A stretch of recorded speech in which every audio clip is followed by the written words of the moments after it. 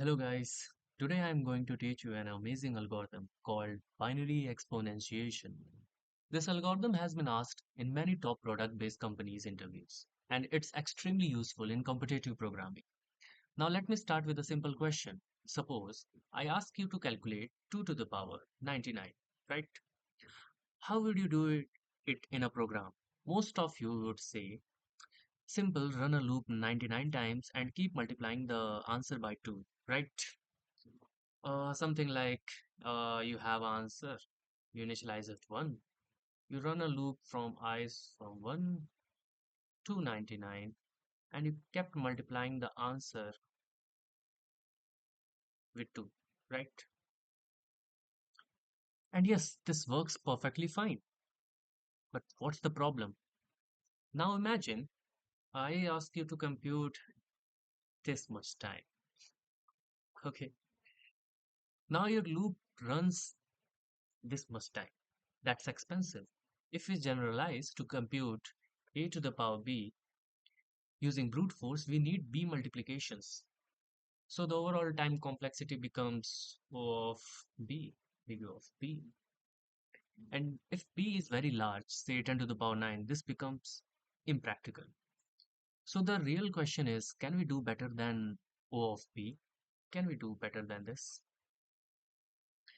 Can we reduce this to something much faster? And the answer is yes, absolutely yes. We can reduce the time complexity from big O of b to something like big O of log b. And the algorithm that makes this possible is called binary exponentiation. So let's see an example how this binary exponentiation works, right? So initially, we have to calculate 2 to the power 13 as usual. And we can represent this 2 to the power 13 as 2 to the power 8 into 2 to the power 4 into 2 to the power 1, which will indeed result in 2 to the power 13 back again, right? Because 2, 8 plus 4 plus 1 equal to 2 to the power 13, right? Everyone knows. Okay. And how we represent this 13 into this format is because of its binary representation. We included this because this bit was set. We included this because this bit was set. We included this because this bit was set. That's why. Okay.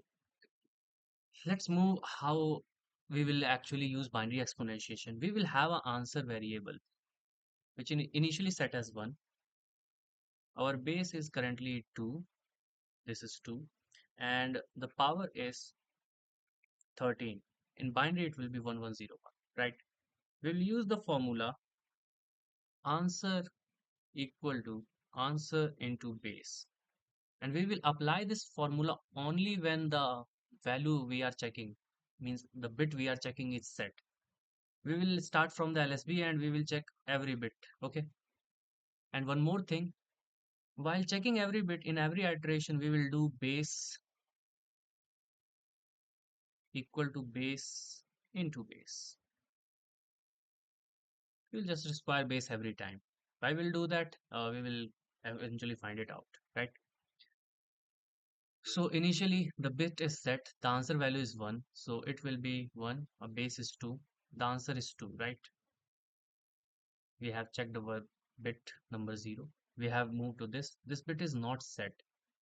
Still the base will be 2 into 2, 4 now. This bit is not set, 4 into 4, 16 now. And we've moved to this bit. This is set, we will apply this formula again. So our answer is 2 from the initial calculation into the base is 16, which is now 32. Our answer is 32 now. And after this calculation, we will do 16 into 16 as well. We will have 16 square, which is in 256.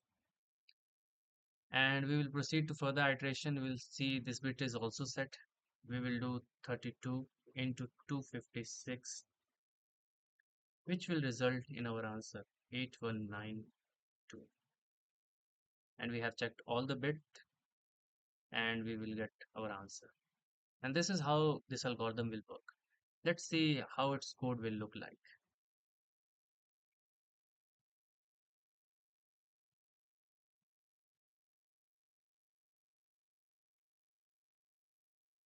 So while writing the code, we have to make sure that we use, let's have a function. It will return long A and B. We will take answer variable as long because answer can be very large. Suppose we are calculating 2 to the power 999. It will be very large number. We'll have a while loop. B is the power. While B is greater than 0, if B and 1 equal to 1. I'm just checking here the LSB is set or not. Suppose a binary number is there, and if you AND it with 1, if it is set, it will result 1, or if it is 0, it will result 0. Which means if it is set, what we were doing, we were including that in our answer.